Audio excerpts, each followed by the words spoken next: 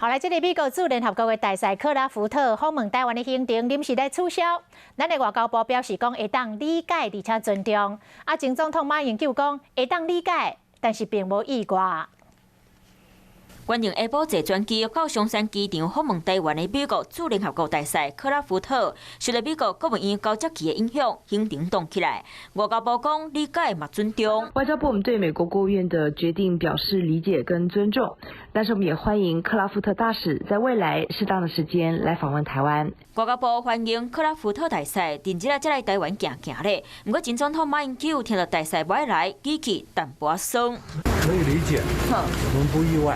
简单回应，到月头想要上车，不过家己的车目坐袂起哩，到底现怎无意外，无加做说明。会知和马英九前后到桃园，对此前总统蒋经国的国民党主席江启臣是期待台美会当有愈侪交流。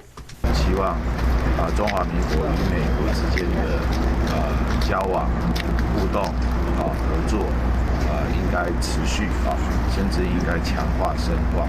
伊嘛讲，希望拜登正式就任了后，台湾、美国两边要稳定，就要做愈侪拍拼。